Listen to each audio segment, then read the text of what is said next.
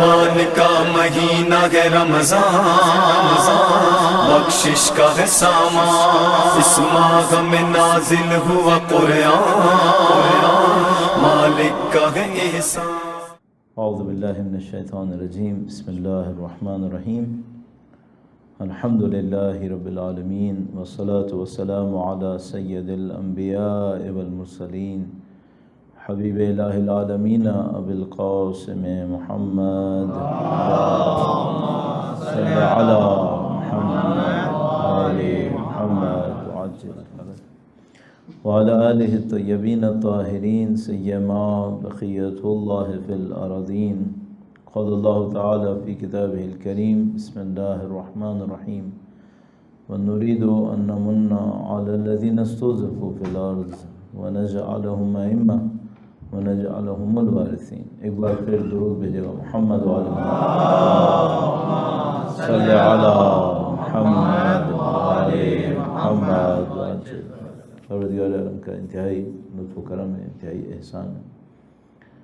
خدا تعالیٰ نے ہمیں دین کی رہنمائی نصیب فرمائی ہے، قرآن و اہل بیت اطہار علیہ السلام کی ہدایت نصیب فرمائی ہے۔ خدا کا شکر ہے، اس نے ہمیں ان لوگوں میں سے قرار نہیں دیا کہ جو اللہ کی حقیقتوں کے بارے میں غفلت میں مبتلا رہتے ہیں۔ اس نے ہمیں یہ شعور نصیب کیا کہ ہم اپنے بارے میں سوچ سکیں، اپنی زندگی کے بارے میں فیصلے کریں۔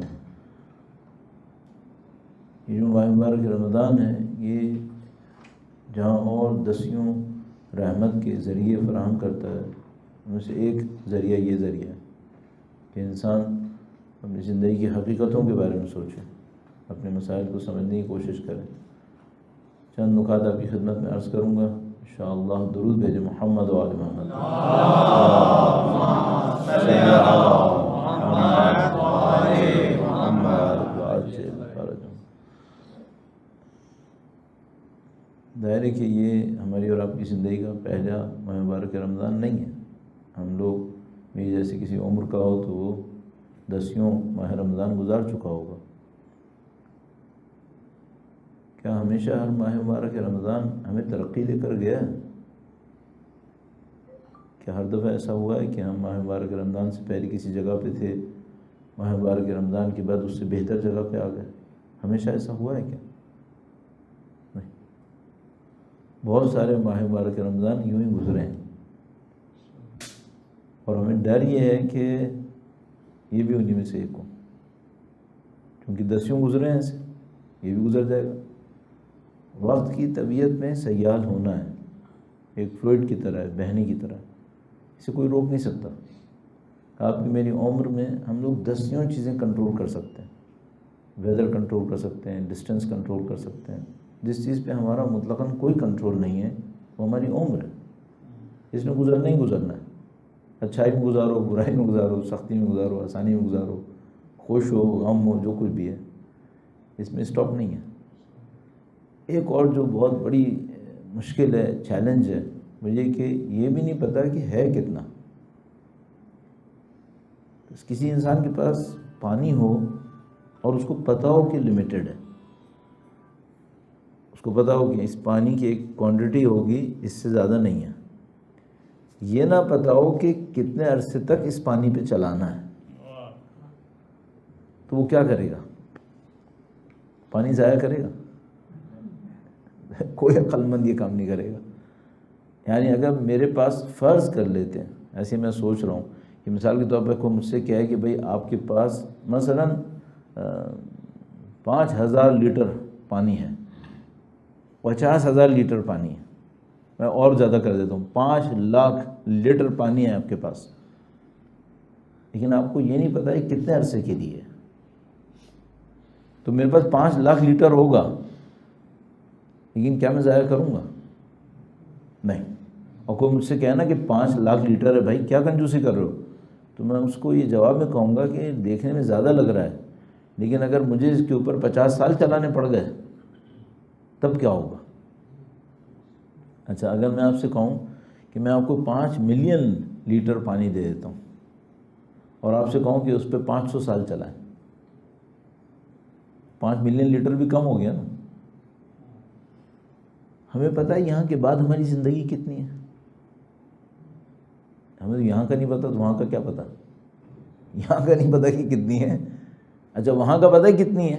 نہیں، صرف ایک بات پتہ ہے ہمیں، بہت لمبی ہے، 1-2 سال کی بات نہیں ہے، 100-200 سال کی بات بھی نہیں ہے، اصل میں 1,00,000-2 لاکھ سال کی بات بھی نہیں ہے، یہ ہم سب کو پتہ ہے، اس سے لمبی ہے۔ جس کو خدا ہمیشہ کہے ہماری عمریں 50 سال 60 سال 70 80 اس طرح کی عمریں ہیں نا ہماری، اگر ہم میں سے کوئی یہ کہے لمبی عمر، ٹھیک ہے بھئی ہمارا ایوریج کیا ہے، پاکستان کے غریب لوگ 68 سال 68 70، جاپنیز میں چلے جاؤ 90، تو مثلا اگر کوئی جاپان میں کھڑے ہو کر کہے کہ اس کو بڑی لمبی عمر ملی تو ہم کہیں گے 100 تو کراس کر گیا ہوگا، کیونکہ جاپانی عام 88 ایئرز 90 ایئرز جیتا ہے، تو اگر وہ کہے کہ لمبی عمر ہے تو اس کا مطلب ہے 100 تو نکال ہی لے گا، ٹھیک ہے۔ مثلا ہم لوگ ہیں 68 70، ہم سے کوئی کہے کہ بھائی لمبی عمر جیا تو ہم کتنے عمر سوچیں گے؟ ہم لوگ 68 70 کے یہاں پہ نارمل زندگی، اگر ہمارے یہاں کوئی یہ کہے یہ لمبی عمر جیا ہے تو ہم کیا سوچیں گے؟ 80 سال 90 سال، 100 بہت بڑی بات ہے، صحیح ہے۔ اچھا اگر حضرت نوح علیہ السلام تشریف لے آئیں جو طوفان سے پہلے 950 سال قرآن کریم کے صریح آیت کے مطابق تبلیغ کر چکے تھے، طوفان سے پہلے 950 سال، صحیح ہے۔ حضرت نوح علیہ السلام طوفان نوح سے پہلے 950 سال تبلیغ کر چکے تھے، وہ تشریف لائیں اور کہیں کہ میرا کوئی صحابی لمبی عمر جیا ہے، تو اب کتنی لمبی عمر ہوگی؟ بھائی آپ خود 950 سال طوفان سے پہلے تھے اور آپ کہہ رہے ہیں کہ لمبی عمر جیا، 1,500-2 ہزار تو لگا ہی لو پھر، اس کا مطلب ہے، صحیح ہے نا۔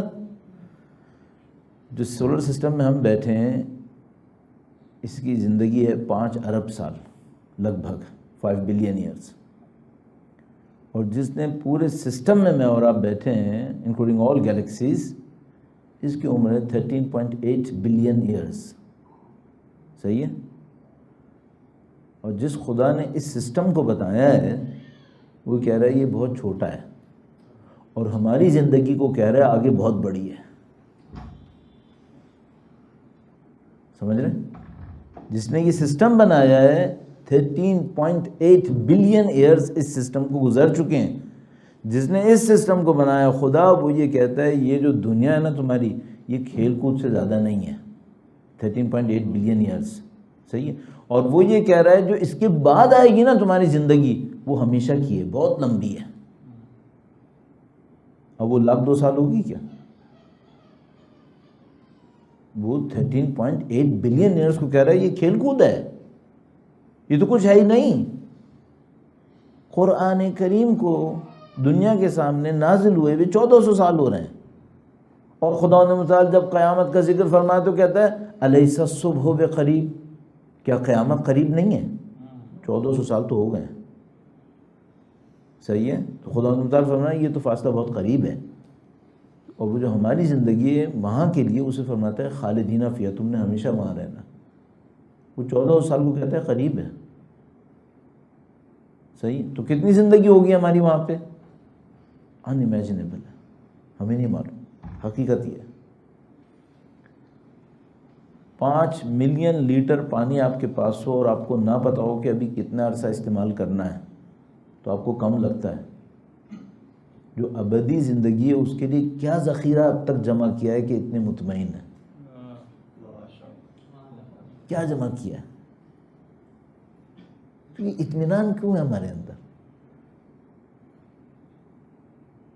بھائی اگر یا تو یہ بولو کہ مرنے کے بعد جو زندگی ہے وہ چھوٹی سی ہے، میں نے آپ کو بتا دیا جس نے یہ سسٹم بنایا ہے وہ 13 بلین ایئرز کو چھوٹا کہتا ہے، ہماری زندگی کو بڑا کہہ رہا ہے، نہیں معلوم وہاں کیا ہے۔ اچھا کچھ لوگ ہیں جو دونوں زندگیوں کو اچھی طرح جانتے ہیں،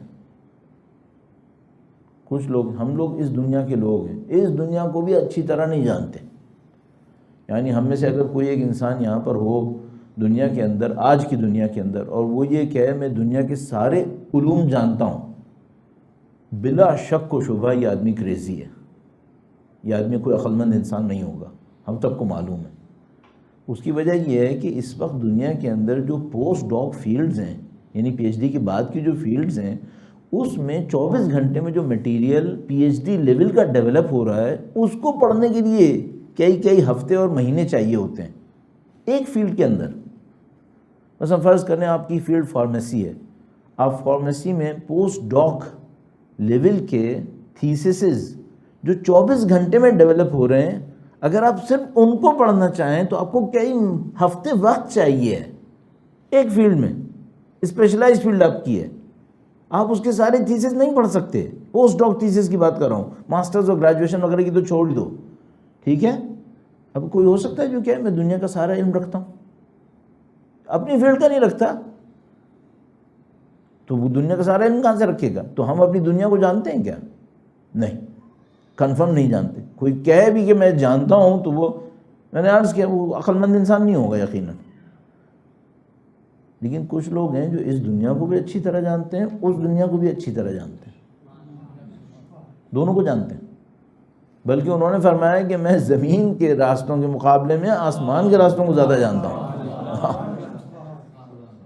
اور یہ آسمان ہمارا والا آسمان نہیں ہے، ان کا آسمان ہمارا کاسمک سسٹم نہیں ہے، ان کا آسمان یہاں سے نکلی بھی ایک جگہ ہے، اس 13.8 بلین ایئرز اولڈ سسٹم سے نکلی بھی ہے۔ اچھا یہ بھی عرض کرتا چلوں، بڑے انٹرسٹنگ بات ہے، تھوڑا سا اس میں ایک ٹاپک انوالو ہوگا، لیکن بہرحال دیکھتے ہیں اس کو بھی۔ درود بھیجے گا محمد وآل محمد، صلی علی محمد محمد عاجل الفضل۔ مجھے یہ بات بڑی انٹرسٹنگ لگتی ہے ہمارے سسٹم کے معاملے میں۔ اس سسٹم کی جو زندگی ہے وہ 13.8 بلین ایئرز ہے، 13.8 ارب روپے۔ میں روپے اس لیے کہتا ہوں، ہم لوگ روپے کے علاوہ کچھ سمجھتے ہی نہیں۔ 13.8 بلین ایئرز یہ اس سسٹم کی لائف ہے۔ یہ سسٹم کہاں تک گیا ہوا ہے؟ کہاں تک گیا ہوا ہے؟ تھوڑا سا ٹیکنیکل پوائنٹ ہے۔ جہاں بگ بینگ ہوا تھا 13.8 بلین ایئرز پہلے، تو اس وقت چیزیں پھیلنا شروع ہوئی تھیں۔ اچھا فرض کر لیتے ہیں وہ ساری چیزیں اسپیڈ آف لائٹ سے پھیلنا شروع ہوئی تھیں، اسپیڈ آف لائٹ جو 3 لاکھ کلومیٹرز پر سیکنڈ ہے۔ اگر ہم یہ سوچ لیں، ٹیکنیکل پوائنٹ ہے، ذرا سے دیکھیے گا، آپ انجوائے کریں گے۔ اگر بگ بینگ کے وقت ساری چیزیں اسپیڈ آف لائٹ سے پھیل رہی تھیں، ٹھیک ہے، اب ہو گئے 13.8 بلین ایئرز، ٹھیک ہے، تو اگر میں یہاں سے کھڑے ہو کر دنیا کے آخری کونے تک ایک لائٹ مارنے کی کوشش کروں تو لائٹ اس آخری کونے تک کتنی دیر میں پہنچے گی؟ 13.8 بلین ایئرز میں۔ یعنی اگر ساری دنیا ایکسپینشن ہوتے وقت اسپیڈ آف لائٹ سے پھیلی تھی اگر، تو میں آج یہاں کھڑے ہو کے لائٹ ماروں کہ میں دنیا کے جہاں تک بھی ہے آخری کونے پہ اپنی لائٹ پھینک دوں تو اس لائٹ کو دنیا کے آخری کونے تک پہنچنے میں 13.8 بلین ایئرز لگیں گے۔ صحیح ہے؟ عجیب بات یہ ہے کہ دنیا جہاں تک پھیلی ہوئی ہے وہ 46 بلین لائٹ ایئرز پر ہے۔ اس کا مطلب کیا ہے؟ اس کا مطلب ہے کسی بھی time per expansion speed of light کے 3 ٹائمز ہوا ہے۔ کسی بھی time per expansion speed of light کے بھی 3 ٹائمز ہوا ہے۔ اس وقت دنیا کے دوسرے کونے پہ اگر لائٹ پھینکنی ہے تو اسپیڈ آف لائٹ سے 46 بلین ایئرز لگیں گے اگر لائٹ وہاں پہنچنی ہے۔ اتنی بڑی دنیا ہے یہ، 300 کلومیٹر فی سیکنڈ لائٹ ٹریول کرتی ہے، 46 ارب سال لگیں گے اس کو وہاں پہنچنے میں۔ اتنی بڑی دنیا کو بنانے والا خدا کہتا ہے یہ دنیا کچھ بھی نہیں ہے، اور مولا فرماتے ہیں میں آسمان کے راستوں کو اس سے زیادہ جانتا ہوں۔ اللہ اکبر، یہ ان کی زمین ہے، یہ جو 46 بلین لائٹ ایئرز تک ہے نا، یہ ان کی زمین ہے، ان کا آسمان کچھ اور ہے۔ اچھا ہم نے وہاں جانا ہے اور وہ ان دونوں کو جانتے ہیں، اس زمین کو بھی جانتے ہیں جو 46 بلین لائٹ ایئرس تک گئی ہوئی ہے، اور آسمان کو بھی جانتے ہیں، ٹھیک ہے، اور وہ ہمیں ایک بات کہہ رہے ہیں، مرنے سے پہلے تیار ہوئے بغیر نہیں مرنا، کام سخت ہے، صحیح۔ اچھا اب میں سوچ رہا ہوں ہمیں اطمینان کس چیز نے دیا ہوا ہے؟ ہم نے کیا سوچا ہوا ہے؟ کیا سوچ کے ہم بیٹھے ہیں؟ کیوں اس ماہ مبارک رمضان میں کون سا تیر مارا ہے جس سے ہم لوگ سکون میں ہیں؟ کیا سوچا ہوا ہے ہم نے؟ تو میں کیٹیگریز بناتا ہوں اپنی کہ ہم لوگ کیا ہیں۔ درود بھیجے گا محمد و آل محمد، صلی علی محمد آل محمد وعجل۔ بہت سارے لوگوں کے نزدیک یہ باتیں امپورٹنٹ نہیں ہیں، ان کے نزدیک کوئی امپورٹنس نہیں رکھتی۔ کیوں امپورٹنس نہیں رکھتی؟ انہوں نے اس کو سیریس نہیں لیا ہوا، ماریں گے کیا ہوگا، مولوی لوگ ہر وقت قبریں سکھاتے رہتے ہیں، دنیا دکھاتے رہتے ہیں، دیکھا جائے گا۔ ابھی کوئی بیوقوف کورونا کے معاملے میں بھی یہ کرے نا تو لوگ اس کو گالیاں دیتے ہیں کہ کیا دیکھا جائے گا، انڈیا دیکھ رہے ہو کہاں پہنچ گیا ہے، صحیح ہے۔ جو قوم کورونا کو اگر کوئی ایسے ٹریٹ کرے تو گالیاں دیتی ہے اسے، وہ موت کو کہتی ہے دیکھا جائے گا۔ کورونا ایک دفعہ مارے گی، صرف ایک دفعہ۔ اس زندگی میں اگر بگڑ گیا معاملہ، موت نہیں ہے، پھر وہاں موت رحمت ہے۔ خدا تعالیٰ فرماتا ہے ہر وقت موت کی آرزو کریں گے، موت نہیں آئے گی۔ یا الہی کیا مصیبت ہے وہاں پر۔ خود قرآن کریم فرما رہا ہے ہر روز موت کی آرزو کریں گے، یہ موت نہیں آئے گی انہیں، یہ سمجھ رہے ہیں ہم مر جائیں گے، ہم مرنے بھی نہیں دیں گے انہیں۔ تو میں ایک تفصیلات آپ کو کیا بتاؤں، آپ کو لے کر ٹارچر سیل کھول دیا انہوں نے، تفصیل کیا بتایا۔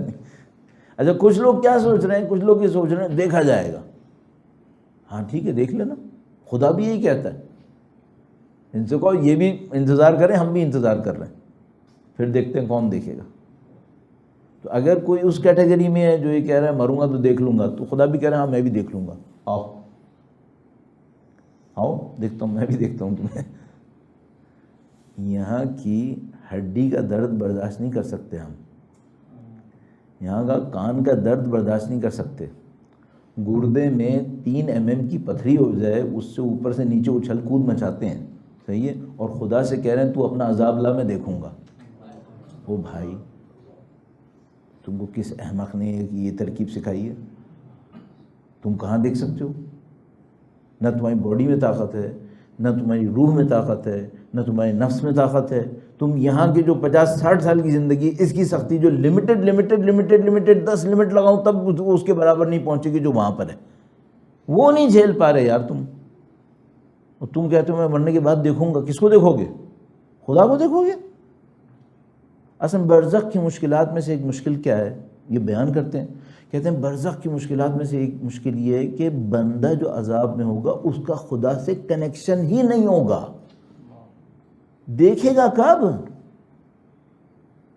یعنی مثال کے طور پر بیان کرتے ہیں کہ بڑا عجیب یہ جملہ ہے، میں بہت زیادہ بولتا ہوں، یہ بار بار میں ریکارڈ بھی کروا لیتا ہوں، لوگ سنتے ہوں گے کہیں گے یہ اس کو 2-4 جملے آ جاتے ہیں تو یہ بار بار بولتا رہتا ہے۔ مثلاً بیان کرتے ہیں آیت اللہ جوادی احمدی، وہ کہتے ہیں کہ بعض اوقات ایسا ہوتا ہے کہ ایک آدمی ہوتا مسلمان ہے، اپنی لائف میں خدا کو اتنی اہمیت نہیں دیتا، رسول کو اتنی اہمیت نہیں دیتا، دین کو اتنی اہمیت نہیں دیتا۔ جب موت آتی ہے تو موت اس کی جو سارے اوپر چڑھی ہوئے رنگ ہوتے ہیں انہیں چھانٹ دیتی ہے۔ مثلاً میرا نام علی مرتضیٰ ہے، میرا CNIC ہے، CNIC مجھے رٹا ہوا ہے سب کو، صحیح؟ یہ میری ذات کا حصہ ہے CNIC؟ نہیں، اگر میں پاکستان میں نہیں ہوتا تو CNIC نمبر بھی نہیں ہوتا، کچھ اور ہوتا، صحیح ہے؟ یہ میری ذات کا حصہ ہے؟ نہیں، یہ اوپر سے کلر ہے جو چڑھا ہوا ہے۔ موت کے بعد یاد رہے گا یہ؟ موت کے بعد نہ دنیا ہوگی، نہ پاکستان ہوگا، نہ پاکستان کی گورنمنٹ ہوگی، اس کا CNIC ایشو ہوا، وہ کہاں سے باقی رہے گا؟ ٹھیک ہے، نکل جائے گا نا، یہ چھٹ جائے گا۔ صرف CNIC نہیں چھٹے گا، ہر وہ چیز جو میری زندگی میں کم امپورٹنٹ تھی وہ میرے دماغ سے چھٹ جائے گی۔ تو آیت اللہ جوادی احمدی کہتے ہیں کچھ لوگ مریں گے کئی ہزار سال تک عذاب میں جانے کے بعد ان کو یاد آئے گا ہم کوئی خدا مانتے تھے، ہمیں خدا مانتے تھے، کوئی نبی تھا ہمارا، ابھی نام یاد نہیں آ رہا ہے، ابھی کئی اور ہزار سال لگیں گے تو یاد کر پائے گا اچھا ان کا نام یہ تھا۔ پھر کہیں چیپٹر شروع ہوگا کہ ابھی شفاعت ملنی ہے نہیں ملنی ہے۔ یہ جو ہمارے پاس پوائنٹ ہے نا کہ بھئی شب اول قبر ہم سے پوچھیں گے تمہارا رب کون تھا، تو بندہ کہتا ہے میں کھٹ سے بول دوں گا اللہ۔ کہاں بولو گے؟ شاید چھٹ چکا ہوگا۔ یہ تو موت کی مصیبت ہے۔ اگر یہ نہ ہو تو شب اول قبر کا کون سا امتحان بھی ہے؟ امتحان کیا ہے؟ پیپر آؤٹ ہوا ہوا ہے، جواب سب کو پتہ ہے، وہ تو ہم نے اس کے کپڑوں پہ اور لکھ کے بھی رکھا ہوا ہے، کفن کے اوپر سب کے لکھا ہوا ہے وہی سب کچھ، تو وہ اٹھے گا یوں کر کے پڑھ لے گا۔ یہ ہونا ہے کیا؟ پھر شب اول قبر کوئی فیل کیوں ہو رہا ہے احمق؟ اس لیے فیل ہو رہا ہے کہ یہ موت سب جھاڑ دیتی ہے، سارے جس کو ہم لوگ عوارض کہتے ہیں، جو اوپر سے چڑھی ہوئی چیزیں ہوتی ہیں سب چھٹ جاتی ہیں۔ لوگوں کو اپنے بچوں کے نام یاد نہیں رہتے برزخ میں، کیوں؟ ایک تعلق تھا، اتنا زیادہ بھی نہیں تھا، تھا ایک تعلق، ٹھیک ہے۔ خدا یاد کہاں رہتا ہے پھر؟ کس کو یاد رہے گا؟ جس نے اپنی زندگی میں خدا کو ٹاپ پہ رکھا ہوا ہے۔ تو مثال کیسی ہے؟ مثال کہتے ہیں یہ حج، طواف۔ تو جب آپ حج کرنے جاتے ہیں، میں بھی گیا تو مثلا ہم خانہ کعبہ کے گرد 7 دفعہ چکر لگا رہے تھے۔ کسی نے امام سے پوچھا مولا یہ خانہ کعبہ کے گرد 7 دفعہ چکر کیوں لگاتے ہیں؟ کہا یہ ہم خدا سے کہہ رہے ہوتے ہیں خدایا ہمارے نزدیک تیرا حکم ایسے ہی امپورٹنٹ ہے جیسے طواف میں تیرے گھر کے گرد گھوم رہے ہیں، ساری زندگی تیرے حکم کے گرد گھومیں گے۔ صحیح؟ ہم ایسے ہیں؟ نہیں ہیں، صاف سی بات ہے۔ اگر ہم ایسے ہوتے تو یہ ملک یہاں ہوتا، ہماری آبادیاں یہاں ہوتی، اس میں اتنے ظلم ہوتے، اس میں ناانصافی ہوتی۔ اگر ہم واقعاً ایسی ہوتے کہ ہم خدا کے حکم کے گرد گھوم رہے ہوتے۔ اب یہ بتاؤ پورے پاکستان میں اگر 20 کروڑ لوگ ہیں نا، ان میں سے کم از کم مرے کروڑ 1.5 کروڑ نے تو حج کیا ہی ہوگا، عمرہ کیا ہوگا، صحیح ہے؟ ان میں سے کتنوں کا طواف قبول ہوا ہوگا؟ کتنوں کی زندگی میں حکم خدا بیچ میں ہے؟ حاجی کتنے ہیں ہمارے پاس پاکستان میں؟ پروپورشنلی 1% بھی نہیں ہے، اگر اس حساب سے حاجی طے ہو رہا ہے۔ چلو وہ تو گئے جہاں کہیں بھی گئے، ہمارا کیا ہوگا؟ ہمیں یہ سوچنا ہے۔ ابھی میں آپ کے سامنے بول کے چلا جاؤں گا، اچھا میرا کام پورا ہو گیا؟ بھائی اگر میں یہ بولنے کے لیے دین سیکھ رہا ہوں تو مجھے اس دین سے کچھ نہیں ملنے والا۔ پھر اصل کام کیا ہے؟ اصل کام بولنا تھوڑی ہے، اصل کام کرنا ہے۔ وہ جو مثلا ہمارے پاس قرآن کریم میں آیہ کریمہ ہے وَمَن يَعْمَلْ مِثْقَالَ ذَرَّةٍ خَيْرًا يَرَهُ، جو ایک ذرہ نیکی کرے گا وہ دیکھے گا۔ اس نے لکھا ہے، اس میں لکھا ہوا ہے من یعمل، کوئی عمل میں ایک ذرہ نیکی، نہ کہ من یقول، اور مثلا من یعتقد، کوئی ایک ذرہ نیکی اعتقاد رکھے گا، اعتقاد پہ نہیں ہے، وہ عمل پہ ہے، کہنے کے اوپر نہیں ہے، عمل کے اوپر ہے، دکھاوے کے اوپر نہیں ہے، سچے عمل کے اوپر ہے۔ تو بھائی ہماری کہانی واقعاً مشکل ہے، یہ ہم لوگ مطمئن ہوئے بیٹھے ہیں صرف۔ اچھا ابھی ہمارے پاس، میں اس چیپٹر کو نہیں چھیڑتا ہوں، واقعاً کبھی کوشش بھی نہیں کرتا ہوں چھیڑوں، لیکن ہم سب کے ذہن میں شفاعت مل جائے گی، معاملہ صحیح ہے۔ شفاعت کا انتظار ہے نا ہم سب کو۔ کون عقل مند ایسا ہے جو کہے گا میں شفاعت کے بغیر آخرت گزار لوں گا؟ یہاں میں اس کا دم تو ہے ہی نہیں اصلا۔ ایک مشکل ہے یہاں پہ، صرف ایک مشکل ہے شفاعت کے، جو ہم لوگ مذاق کہتے ہیں شفاعت کے منکر پہ لعنت بے شمار۔ مسئلہ سارا یہ وہ یاد رہے تو شفاعت ملے گی۔ ابھی تو آیت اللہ جوادی اپنے کہہ رہے خدا دماغ سے نکل جائے گا، نبی دماغ سے نکل سکتا ہے، شفاعت کہاں رہے گی پھر؟ وہ برزخ کا احوال میں بتاتے ہیں، کہتے ہیں کہ مثلا برزخ میں کوئی آدمی ہے، وہ کہتا ہے کہ بھائی ایک بہت اچھی کتاب ہے، بہت زیادہ آج کل میں اس کو ریفر کر رہا ہوں، تو اس میں کچھ لوگوں کے احوال لکھے ہیں جو برزخ مرے، برزخ میں گئے، پھر وہاں سے واپس آ گئے۔ ہوتا ہے، لائف آفٹر ڈیتھ ہوتی ہے۔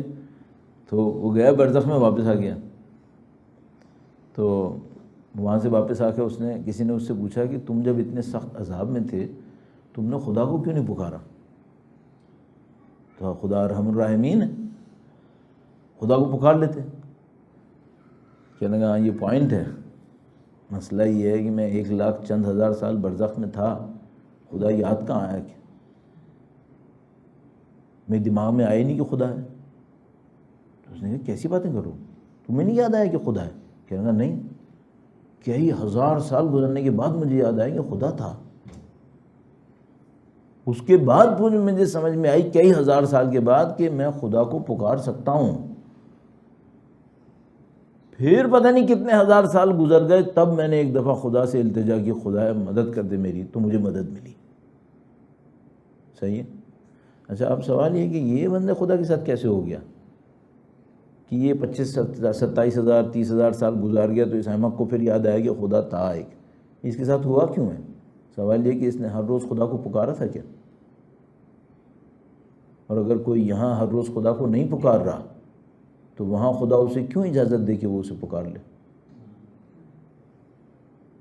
تو یہاں اپنے آپ کو پتھر بنائے ہوئے ہے خدا کی نشانیوں کے سامنے، خدا اسے وہاں آنکھیں نہیں دیتا ہے۔ ربی لما حشرتنی اعمی، خدا تو نے مجھے اندھا کیوں خلق کیا؟ خدا نے متعال فرمائے گا کہ جب ہم نے دنیا میں تمہیں اپنی نشانیاں دکھائیں تھیں تو تم نے آنکھیں پھیر لی تھیں۔ ہم آنکھیں یہاں پہ اس کو دیتے ہیں جس نے وہاں پہ ہماری آنکھوں کو صحیح استعمال کیا تھا۔ تم نے وہاں پہ اپنی آنکھیں صحیح استعمال نہیں کی تھیں، یہاں آنکھیں کیوں دیں؟ یہاں پہ تم نے خدا کو پکارا تھا۔ ہم تو پکارتے ہیں تو چلتے پھرتے پکارتے ہیں، 4 رکعت نماز پڑھتے ہیں، ہمیں خود پتہ نہیں چلتا کب شروع ہوئی کب ختم ہوئی۔ اس نماز پہ برزخ میں خدا سے کنیکشن مل جائے گا؟ یہ تو یہاں سے اٹھ کے اوپر پہنچ جائے بڑی بات ہے، بلکہ ہمارے پاس ایک عجیب روایت ہے، بہت سخت روایت ہے، آدمی سوچے تو واقعاً سمجھ میں نہیں آتا اپنا ہوگا کیا۔ روایت میں یہ ہے کہ بعض لوگ نماز پڑھتے ہیں، وہ نمازیں اوپر جاتی ہیں اور وہ نمازیں کپڑوں میں لپیٹ کر انہی کے منہ پہ مار دی جاتی ہیں۔ تو وہ نمازی کہتا ہے یہ کیا ہوا، میری نماز کیوں اوپر نہیں گئی، کیوں قبول نہیں ہوئی؟ تو جواب میں آتا ہے کہ تم نے نماز میں یہ خدا کو سوچا تھا کیا؟ کس کے لیے نماز پڑھی تھی؟ جب تم نے نماز میں خدا کو سوچا ہی نہیں تھا، تمہیں ایک پریکٹس ہو گئی ہے، تمہاری ایک عادت بن گئی ہے، نہیں نماز پڑھتے تو تم پریشان ہو جاتے ہو، اس خاطر تم کھڑے ہو کے 4 رکعت نماز پڑھ لیتے ہو۔ یہ نماز کہاں اوپر جانے والی ہے؟ اسی لیے تو ہمارے پاس وہ دعا میں اللہ کہ اے خدا میں تیری پناہ مانگتا ہوں من صلاۃ لا ترفع، ایسی نمازوں سے جو اوپر نہیں جائیں گی۔ تو بھائی ہمارا ہوگا کیا؟ شفاعت پہ سارا انحصار ہے نا، شفاعت اس کو ملے گی جس کو یاد رہے گا کہ مولا علی تھے۔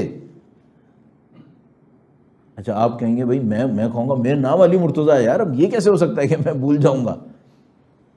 اس دنیا میں بہت ساری چیزیں ظاہر کے اوپر چلتی ہیں، ظاہر پہ چلتی ہیں۔ وہ کیسے؟ مثلا فرض کر لیں جناب علی میں دنیا میں گیا، میں نے مولا امیر المومنین کی زیارت کی نجف اشرف جا کر، صحیح ہے؟ اب میں کہاں پہ کھڑا ہوں؟ میں مولا کے روضے کے برابر میں کھڑا ہوں، تو میرا مولا کے روضے سے ڈسٹینس کتنا ہے؟ a few feet، صحیح ہے؟ یہ دنیا میں چل جاتا ہے۔ صدام حسین بھی گیا تھا۔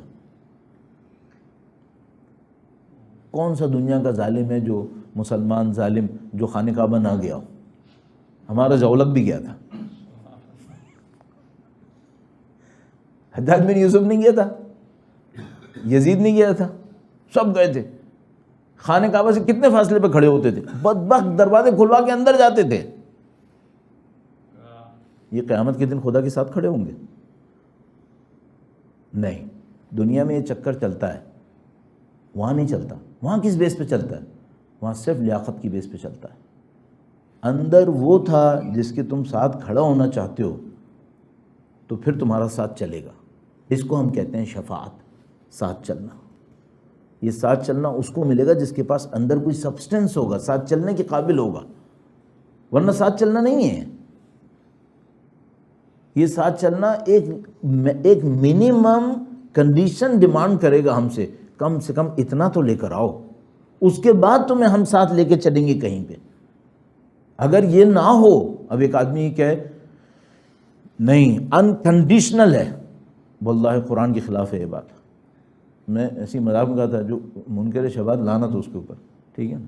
اگر مجھ سے کوئی یہ کہنا یہ انکنڈیشنل ہے تو میں اس سے کہوں گا سورہ طٰہٰ پڑھو.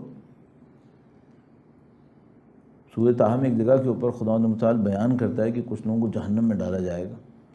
تو مجھے یاد آتا ہے آیت نمبر 42 ہے میرا خیال ہے. تو ان کو جہنم میں ڈالا جائے گا تو ان سے پوچھا جائے گا کہ ما سلککم فی سقر. سقر جہنم کا کوئی بہت ہی خطرناک مقام ہے, بہت ہی خطرناک گھاٹی ہے.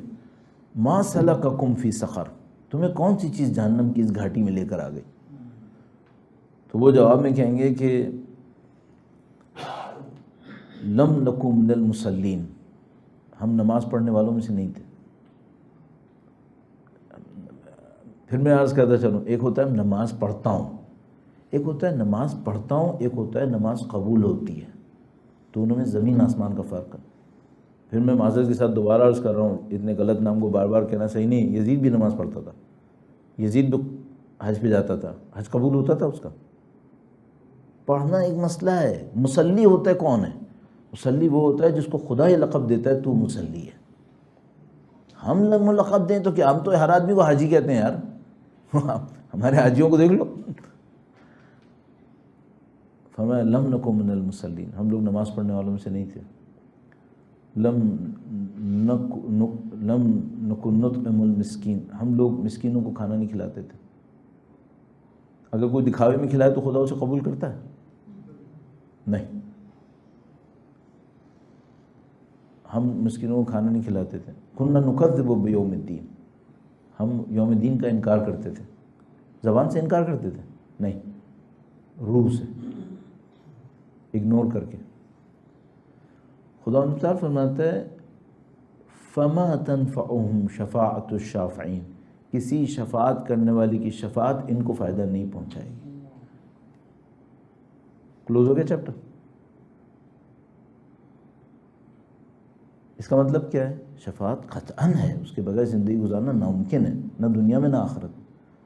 لیکن اس کے لیے بھی کچھ جتن کرنا پڑے گا کہ ساتھ چلنے کے قابل ہو جائیں, پھر وہ لے کے جائیں گے ہمیں کہیں. ہم نہیں جا سکتے اس راستے کے اوپر, لیکن ہمیں کچھ کرنا پڑے گا. اور وہ کچھ کرنا ہے, کیا کرنا ہے؟ میں نے عرض کیا میں جاؤں فزیکلی عراق میں مولا کے روضے تک کھڑا ہو جاؤں, یہ مجھے معاملہ صحیح ہو گیا؟ میں کہہ رہا ہوں نہیں ہے. دنیا میں ظاہری چیزیں ہو سکتی ہیں, لیکن جیسے آپ اس دنیا سے نکلتے ہو سارے ظواہر ختم ہو جاتے ہیں. صرف کیا رہ جاتا ہے؟ سبسٹنس, جو اندر ہے, جو آپ کے اور میری روح میں پینیٹریٹ کر چکا ہے, بس وہ باقی رہتا ہے. صرف وہ طے کرے گا کہ ہم کس کے ساتھ کھڑے ہیں. یہ دعوے طے نہیں کریں گے, یہ فزیکل جرنیز, ٹریولنگز, یہ سب طے نہیں کرنے والی. جو ہمارے اندر سبسٹنس ہے وہ طے کرے گا. مثلاً کیا ہے؟ جس پہ وہ خوش ہوتے تھے, اگر ہم وہی ہیں کہ ان کے پہ خوش ہوتے تھے, وہ کچھ کر کے خوش ہوتے تھے, ہم بھی وہی کر کے خوش ہوتے ہیں. وہ کچھ کرنے پہ سخت ناراض ہوتے تھے, خدا نہ کرے میں ان میں سے کسی کام کو کر کے خوش ہوتا ہوں, پھر میرا حق ہے کہ میں ان کے ساتھ کھڑا رہوں. پھر میرا حق کہاں سے ہوا؟ یہ مشکل ہے.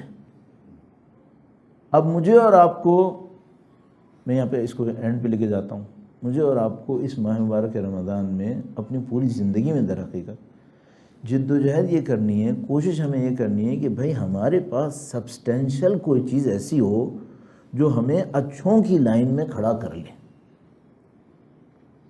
اچھا یہاں پہ ایک اور مشکل ہے, اس کو بھی پوائنٹ آؤٹ کر دوں اور پھر آپ کی ذہن میں تمام کو درود بھیجے گا محمد و آل محمد صلی علی محمد. ایک مسئلہ ہوتا ہے اچھے کام کرنا. میں ایک بات پوچھتا ہوں آپ سے, خدا کی ڈیمانڈ ہم سے اچھے کام کرنا پہلے ہے یا برے کام نہ کرنا پہلے ہے؟ خدا کی ڈیمانڈ ہم سے کیا ہے؟ پہلے ہم اچھے کام کریں یا پہلے برے کام نہ کریں؟ کیا ڈیمانڈ کر رہا ہے خدا ہم سے؟ اچھا مثلا میرا ذہن کیا سوچے گا, معذرت کے ساتھ میرا ذہن یہ کہے گا کہ آپ لوگ تھک گئے ہوں گے, میں آپ کو تھوڑا سا ایک واقعہ سناتا ہوں تاکہ آپ کا دماغ ٹینشن میں آ جائے, فریش ہو جائیں گے. میں کافی بمباری کر دی ہے, ٹھیک ہے, لیکن ایسا نہیں کہ میں سارا نذیر بن کے آؤں, تھوڑا سا بشیر بھی بنوں تاکہ معاملہ بالکل ہی خراب نہ ہو جائے. تو وہ کہے گا مولانا تو آج صرف جہنم ہی دکھانے کا طے کر لیا تھا. اللہ غفور الرحیم، اللہ بخشنے والا. اللہ نے ہمارے ساتھ کیا طے کیا ہوا ہے؟ بخشنے کا یا عذاب کرنے کا؟ بخشنے کا. اللہ نے ہم سے طے کیا کہ میں رحمت دکھاؤں گا. کتب علی نفسہ الرحمہ، اس نے ہم سے رحمت طے کی ہے. بہت بدبختی چاہیے انسان اس خدا سے رحمت نہ لے سکے جس نے رحمت دینا طے کیا تھا. بہت بدبختی چاہیے. تو انسان تھوڑی سی بھی اگر صحیح کر لے تو معاملہ حل کر لے گا. لیکن کیا کرے، سب سے امپورٹنٹ ہے کیا کرے. وہ ایک بندہ تھا، وہ بڑا عابد و زاہد مشہور تھا، بہت عابد و زاہد مشہور تھا معاشرے کے اندر. ایک زمانہ تھا ہمارے اسلامی معاشرے کے اندر، کبھی بے دینی چل جاتی ہے، کبھی ایک زمانے میں دینداری چل جاتی ہے، پھر کبھی دینداری میں ایک چیز چل جاتی ہے، دوسری چیز، کبھی صوفیوں کا دور آتا ہے، کبھی فقہا کا دور آتا ہے. یہ ہمارے یہاں چلتا رہتا ہے. تو بہرحال ایک معاشرہ تھا، اس میں ایک آدمی بڑا مشہور تھا، عابد زاہد قسم کا. تو اس کو ایک آدمی نے دیکھا کہ دیکھتا ہوں یہ کیا کرتا ہے زندگی بھر میں. تو وہ گیا، وہ مسجد میں گیا، یہ کیا، وہ بڑی بات ہے بڑی بات ہے. اس کے بعد وہ گیا، اس نے دیکھا کہ یہ بازار جا رہا ہے. کہنے لگا دیکھتا ہوں یہ عابد بازار جا کے کیا کرتا ہے. تو گیا، اس نے دیکھا کہ اس نے بازار میں ایک آدمی سے پوچھا بھائی یہ پھل کتنے کا ہے، یہ ہے وہ ہے. اتنی دیر میں باتیں کرتے کرتے 2 پھل وہاں سے اٹھا لیے. اس نے کہا بھائی یہ کیا. وہ گیا، اس نے پھل اٹھایا، تھوڑی دیر کے بعد ادھر ادھر گھومتا ہوا گیا کسی جگہ کے اوپر. کچھ لوگ غریب مسکین بیٹھے تھے، وہ 2 پھل ان کو دے دیے. تو آیا، اس نے امام سے کہا کہ مولا مجھے سمجھ میں نہیں آئی یہ بندہ اچھا ہے یا برا ہے. صبح کو چوری کرتے دیکھا ہے اس کو، دوپہر میں وہی چوری کا مال صدقہ کرتے دیکھا ہے. تو امام نے کہا کہ اس سے پوچھے کیوں یہ کر رہا ہے. تو اس سے پوچھا اس بندے نے، کہنے لگا دیکھو میں نے تو یہ دیکھا ہے. کیا کر رہے ہو تم؟ کہنے لگا کہ دیکھو میں نے ایک چوری کی ہے نا، اللہ چور کو چوری سے زیادہ کی سزا نہیں دے گا، ایک سزا دے گا. میں نے دوپہر میں صدقہ کیا ہے اسی چوری کے مال سے، ہر صدقے کے بدلے میں خدا 10 جزا دیتا ہے. میں +9 پہ اینڈ اپ ہوا نا، +9 اینڈ اپ ہو گیا. وہ ہمارا ایک دوست تھا، بڑا نفیس آدمی، اس نے مجھ سے ایک بڑا عجیب سوال کیا. کہنے لگا مولانا ہم بیوروکریٹس کے درمیان ایک بات مشہور ہے. اور میں نے کہا بھائی یہ خطرناک مسئلہ ہے، کوئی ہم تو اس فیلڈ کے نہیں ہیں. کہنے لگا ایک بات ہے ہمارے درمیان مشہور ہے، مجھے پتہ تو چل رہا ہے کہ غلط ہے، یہ سمجھ میں نہیں آ رہی کیا غلط ہے اس میں. میں نے کہا وہ کیا ہے. کہنے لگا ہمارے یہاں مشہور ہے کہ 58 سال کی ایج تک جتنا کھانا ہے کھا لو، جتنا لوٹنا ہے لوٹ لو. 58 پہ جا کر اب رشوت ترک کر دینا، 59 پہ حج کر لینا. 1 سال بغیر رشوت کی گزارنا، نہ ریٹائرمنٹ مل جائے گی، معاملہ ختم ہو گیا. حج پہ واپس آؤ گے تو ایسے جیسے کہ ماں کے پیٹ سے نکلے ہو، پاک و پاکیزہ. تو دولت بھی مل گئی، پاک و پاکیزہ بھی ہو گئے. 1 سال بغیر رشوت کی گزار لینا، دنیا بھی صحیح آخرت بھی صحیح. کہنے لگا یہ تو مجھے پتہ ہے کہ یہ غلطی ہے. اس میں غلطی کیا ہے؟ کیا حج انسان کو پاکیزہ نہیں کرتا؟ کہاں کرتا ہے. تو کہنے لگا اس میں کیا خرابی ہے. میں نے کہا بھائی سب سے بڑی خرابی یہ ہے کہ جو 58 سال میں غلط کمایا تھا اس نے واپس کیا ہے کیا؟ واپس کیا نہیں کیا. تو اس کے ہوتے ہوئے حج کیسے ہوا؟ اس نے 58 سال میں لوگوں کو ذلیل کیا ہے. اس کی توبہ کی ہے اس نے ہر آدمی سے بجا کے؟ حق مارے ہیں، یہ معافیاں مانگ لی ہیں اس نے؟ نہیں مانگی ہیں. حج کہاں سے پاکیزہ کرے گا اسے؟ حج ایک چیز ہے، مقبول حج ایک اور چیز ہے. کس کو دھوکہ دے رہے ہیں؟ تو وہ بندہ جو تھا وہ کہنے لگا میں تو ایک جگہ چوری کی ہے، ایک جگہ صدقہ دیا ہے، میں +9 ہو گیا، معاملہ ختم ہوا. امام نے فرمایا اس بیوقوف کو بولو کہ انما یتقبل اللہ من المتقین، خدا ان سے قبول کرتا ہے جو صاحب تقوی ہوتے ہیں، چوروں سے قبول نہیں کرتا ہے. چوری کا مال تم صدقہ کیے جا رہے ہو، اس طرح تھوڑی قبول کرے گا. جاؤ اپنی محنت مزدوری سے کماؤ، پھر 1 کماؤ، پھر وہ خدا کی راہ میں تو 10 نہیں، خدا 700 دے گا. تو خدا نے وعدہ کیا ہے 700 دے گا، بلکہ فرماتا ہے اس سے بھی زیادہ دوں گا. صحیح ہے، لیکن پہلے کماؤ بھی تو صحیح. یہ حرام خوری سے تھوڑی ہوگا کام. تو خدا پہلی چیز ہم سے کیا ڈیمانڈ کرتا ہے؟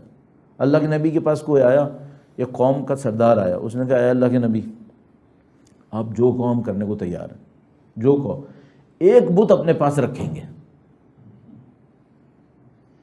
باقی بولو نماز پڑھنی ہے، روزہ رکھنا، آپ سب کام کریں گے، ایک بت وہ نہیں ہٹائیں گے۔ نبی نے کہا کوئی سوال نہیں ہے تمہارے داخل ہونے کا اسلام کے اندر، پہلے سب چھوڑنا پڑے گا۔ لا الہ یہاں سے شروع ہوگا۔ پہلی کیا چیز چاہیے؟ حرام خوریاں چھوڑ دو، مکاریاں چھوڑ دو، جھوٹ چھوڑ دو، منافقتیں چھوڑ دو۔ ہاں عبادتیں ساتھ ساتھ کرتے رہو تاکہ اس چھوڑنے میں مدد ملتی رہے۔ عبادتیں ساتھ ساتھ کرتے رہو تاکہ اس کو چھوڑنے میں مدد ملتی رہے۔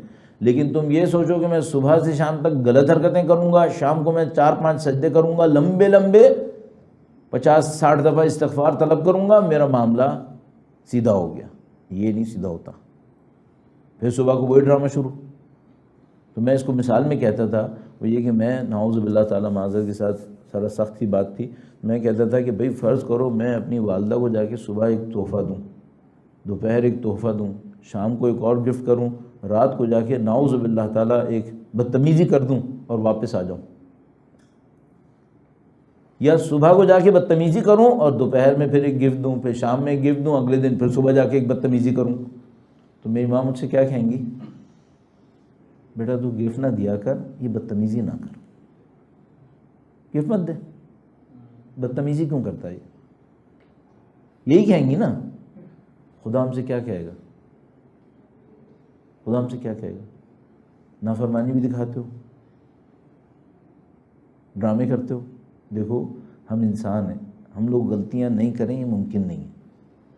غلطی سے ہونا ایک بات ہے، جان بوجھ کر ایک پلاننگ کے تحت وہی روز روز کرنا یہ ایک اور بات ہے۔ ایک دفعہ میں ہوں، انسان ہوں، غلط کر دیتا ہوں، کہیں میری ایک کوئی آنکھ پڑ گئی کسی چیز کے اوپر جو نہیں پڑنی چاہیے تھی، کوئی ایک نعوذ باللہ تعالیٰ کوئی شیطان نے مجھے دھوکہ دے دیا، ایک حرام مال میری طرف آ گیا غلطی سے، یہ ایک علیحدہ معاملہ ہے۔ ایک دفعہ مجھ سے مثلاً فرض ہوا میں صحیح نہیں صبح کو اٹھ پایا، میری نماز قضا ہو گئی، چلو یہ ایک علیحدہ معاملہ ہے۔ لیکن یار پروگرام اس بات کا ہے کہ حرام خوری کرنی ہے، پروگرام اس بات کا ہے کہ نافرمانی کرنی ہے، اس کے ساتھ پھر کیا ہونا ہے؟ پھر یہ صحیح کرو بھائی۔ اس کو مصیبت ہے کہ ہمارا دماغ نہیں مان کے دے رہا ہے، اور جو ہماری سوسائٹی کی رائج بیماریاں ہیں وہ چل رہی ہیں ہمارے ساتھ۔ کل مجھے انشاءاللہ آپ کی خدمت میں عرض کرنا ہے دنیا میں کامیابی لینے کے لیے کیا کرنا چاہیے۔ میں نے بیک گراؤنڈ کریٹ کر دیا آپ کے سامنے، بس ایک بات اور میں آپ کی خدمت میں عرض کروں، اور کل کے لیے انشاءاللہ پھر جو بھی ہوگا دیکھیں گے۔ درود بھیجے گا محمد و آل محمد، صلی علی محمد محمد۔ ہاں تو ابھی تک جو بات ہوئی وہ یہ کہ بھئی آپ غلطی سے کوئی کام کر دیں، توبہ کر لیں خدا متعال سے، وہ کوئی مسئلہ نہیں ہے، غلطیوں کو خدا معاف کر دیتا ہے۔ زندگی میں یہ طے شدہ ہو کہ یہ غلطی ہر روز کرنی ہے، یہ نہیں کرنا ہے۔ یہاں پہ ایک بات تھی، اچھا وہ یاد آ گیا، میں سمجھتا میرے دماغ سے نکل گیا لیکن پھر یاد آ گیا۔ وہ کیا ہے؟ ہم سب لوگوں نے اپنے دین میں اپنے لیے ایک کمفرٹ زون بنایا ہوا ہے، وہاں ہم اپنی دینداری دکھا کر اپنے آپ کو چیمپئن بنا کے خوش ہو جاتے ہیں، اور کچھ جگہیں ہیں جہاں پر ہم بے دین ہیں پکے، ان کو ہم ٹچ نہیں کرتے، اور جن جگہوں پہ ہماری دینداری ہے اس کو اپنے آپ کو دکھا دکھا کے خوش رکھتے ہیں کہ یار ہمارا معاملہ صحیح ہے، 2-4 جگہ خراب ہے کوئی بات نہیں۔ دین اس وقت آئے گا جب ادخلوا فی السلم کافۃ، پورے کے پورے دین میں داخل ہو جاؤ، یہ مکاریاں مت کرو۔ یہ سلیکشن کا دین کام نہیں آئے گا۔ کیوں بھائی؟ کمفرٹ زون میں تو ہر آدمی چیمپئن ہوتا ہے۔ بھائی آپ ایک بات ہے، میں آپ کو یہاں بٹھاتا ہوں، آپ سے بولتا ہوں 1 گھنٹے بولو، کتنے لوگ بول لو گے آپ میں سے؟ بہت کم بول پاؤ گے۔ آپ یہاں پہ آؤ گے آپ کی حالت خراب ہو جائے گی اگر آپ کو 1 گھنٹے بولنا پڑ گیا۔ اچھا میں بول رہا ہوں، کیوں بھائی؟ یہ میرا کمفرٹ زون ہے، میں 40 سال تک یہی کر رہا ہوں۔ اب میں کہوں میں چیمپئن ہوں چونکہ میں مجلس پڑھتا ہوں، بھائی تمہیں 40 سال سے کام ہی یہی ہے، اس میں کون سی مصیبت ہے؟ اس میں کون سی مشکل ہے؟ میں پڑھ لوں گا۔ ممکن ہے آپ کوئی ایسا اچھا کام کر رہا ہو، میں کتنا زور لگاؤں میں وہ نہیں کر پاؤں گا، ممکن ہے آپ کے پاس کوئی ایسا اچھا کام ہو۔ ہم لوگ اپنے کمفرٹ زون میں چیمپئن بنے ہوئے ہیں، اس سے آگے پہ چیلنج نہیں کر رہے اپنے آپ۔ ایک آدمی اس کو نماز شب پڑھنے کی عادت ہے، وہ سب کو دنیا میں اپنی ساری غلطیوں کو چھپا کے خوش ہوتا رہے گا اور بولے گا میں نماز شب پڑھتا ہوں، معاملہ ختم ہو گیا۔ کیوں؟ نماز شب اس کا کمفرٹ زون ہے۔ ایک آدمی اس کا صدقہ دینا کمفرٹ زون ہے، لاکھوں روپے خرچ کر کر کے دنیا کے سامنے خوش ہوتا رہے گا میں لاکھوں روپے خرچ کرتا ہوں، نماز شب نہیں پڑھے گا، کیوں؟ وہ اس کا کمفرٹ زون سے باہر ہے۔ لن تنالوا البر حتى تنفقوا مما تحبون، تم اس وقت تک نیکی پہ نہیں پہنچ پاؤ گے جب تک اس میں سے خرچ نہ کرو جو تمہارے لیے محبوب ہے۔ کمفرٹ زون سے نکلو، جس کو دینا تمہیں سخت پڑ رہا ہے نا، ذرا اس میں ہاتھ ڈالو، پھر تمہیں پتہ چلے گا کہ تم کتنے پانی میں ہو۔ امتحان ان میں ہوتا ہے جن میں ہم چیمپئن ہیں۔ اگر کوفیوں کا امتحان عبادتوں میں ہوتا نا تو کوفی تو بہت آگے تھے، پھر ان کا امتحان ہوا میدان جنگ میں، وہاں وہ پھنس گئے۔ ان کوفیوں کا امتحان صدقے خیرات میں ہوتا نا تو مجھے یقین ہے جیت جاتے۔ بہت ساری قومیں اپنے آپ کو اس پہ خوش رکھی ہوئی ہیں، ہم یہ کر رہے ہیں، ہم یہ کر رہے ہیں۔ بھائی جو کر رہے ہو اس کا مسئلہ نہیں ہے، جو نہیں کر رہے ہو اس کا بتاؤ، خدا اس کا بھی حساب لے گا۔ کیوں؟ ہر چیز کا خدا خدا ہی ہے، ایک ہی خدا ہے، ایسا نہیں ہے کہ اس حکم کا کوئی اور خدا تھا، نعوذ باللہ تعالیٰ۔ تو آپ سے جو میری التجا درخواست ہے، میں اس اہل نہیں ہوں لیکن چونکہ اب بولنا ہوتا ہے تو کچھ نہ کچھ تو بولنا ہے، پھر وہ یہ ہے کہ معذرت کے ساتھ کسی کو دھوکہ دے رہے ہوں تو دے دیں، اللہ دھوکے میں نہیں آئے گا، اللہ نہیں آنے والا دھوکے میں۔ یا میں اور آپ کسی کو دھوکہ دے دیں، دے دیں، لیکن وہ دھوکے میں نہیں آئے، وہ نہیں آئے، اس کے فرشتے بھی دھوکے میں نہیں آتے۔ کوئی دھوکہ ممکن ہی نہیں ہے، اس دنیا میں سارے ممکن ہیں۔ یہاں جعلی نمازیں پڑھی جا سکتی ہیں، یہاں جعلی سارے کام کیے جا سکتے ہیں، لیکن اس دنیا کے بعد جو کچھ ہے وہ سبسٹینشل ہے۔ وہاں دعوے نہیں چلتے، وہاں یہ ساری حرکتیں نہیں چلتی، وہاں صرف سبسٹینس ہے اور کچھ نہیں ہے۔ کل انشاءاللہ دنیا کے اندر کامیابی کے لیے کیا راستے ہیں اس کے اوپر عرض کریں گے انشاءاللہ تعالیٰ۔ در حقیقت ایک اور فورم ہے، اس کے لیے میں نے لیکچر دینا تھا تو میں نے اس کو اسی میں مکس کر دیا۔ تو مصطفیٰ بھائی سے میں نے کہا ٹھیک ہے میں وہ لیکچر بھی دوں گا اور آپ کے یہاں بیٹھ کے دے دوں گا، تو جو آپ کا آڈینس ہے وہ بھی سن لے گا اور وہ جو آن لائن سن رہا ہوگا وہ بھی سن لے گا، تو ہمیں کوئی نقصان نہیں ہے۔ تو کل یہ ٹاپک ہوگا انشاءاللہ، پھر پرسوں تک زندہ رہے، دیکھیں گے پھر کیا کرنا ہے انشاءاللہ، اللہ مالک ہے۔ آج کا دن بڑا عجیب دن تھا، بڑا عجیب دن تھا۔ میرے مصائب پڑھنے کا موڈ تھا نہیں، حقیقت میں نے سوچا میں درس دوں گا، مجلس نہیں پڑھوں گا، ایک پوائنٹ صرف بولوں گا، ایک پوائنٹ صرف۔ یتیمی کیسی ہوتی ہے؟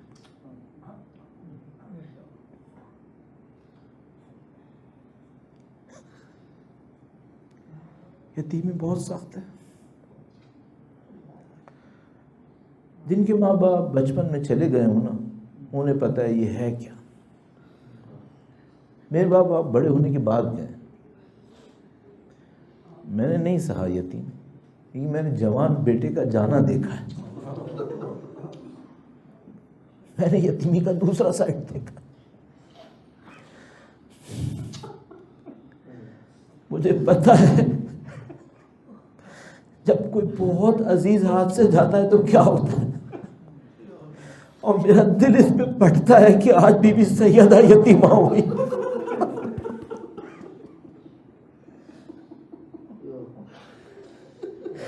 بی بی خدیجہ جب رسول اللہ کو وصیتیں کر رہی تھی تو رسول اللہ کو اشارہ کیا بی بی فاطمہ کی طرف اور کہا کہ اے نبی میری بچی اب یتیمہ ہو گئی۔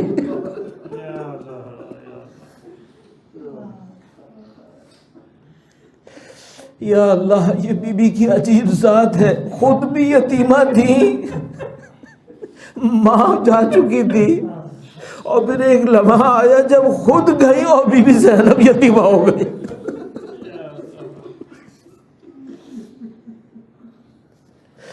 یہ اللہ کے رسول جانتے تھے جب بی بی خدیجہ نے کہا ہوگا نا کہ میری فاطمہ یتیمہ ہوگی، تو شاید اللہ کے رسول نے کہا ہوگا خدیجہ تو مطمئن رہو، میں نے خود یتیمی جھیلی ہے۔ پروردگار انشاءاللہ قبول فرمائے۔ خدا سے دعا کرتے خدایا بی بی کے احترام کے صدقے میں ہمیں بی بی کی شفاعت نصیب فرما۔ اے پاک پروردگار، تجھے واسطہ نبی اولاد نبی کا اہل بیت اطہار قرآن کے چاہنے والوں میں قرار فرما۔ ان کے راستے پر چلنے والوں میں قرار فرما، دنیا اور آخرت، برزخ اور قیامت کے تمام مراحل میں اہل بیت اطہار کی حمایت ہمیں نصیب فرما، ہمارے تمام محرومین کے تمام گناہ صغیرہ و کبیرہ بحق سیدہ طاہرہ مغفرت فرما۔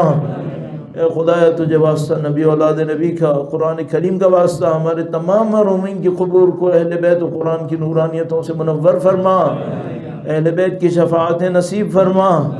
اے پاک پروردگار، دنیا منتظر ہے تیری حجت کی، خدایا تجھے واسطہ نبی اولاد نبی کا سید و سردار مولا اور آقا امام آخر الزماں کے ظہور میں تعجیل فرما، ہمیں ہماری نسلوں کو ان کے جانثاروں میں قرار فرما، زندگی کا اختتام ان کی راہ میں شہادت قرار فرما۔ ربنا تقبل منا انك انت السميع العليم وتب علينا انك انت التواب الرحيم بجاه نبيك وعترته الطاهرين رحم الله من قرأ الفاتحة۔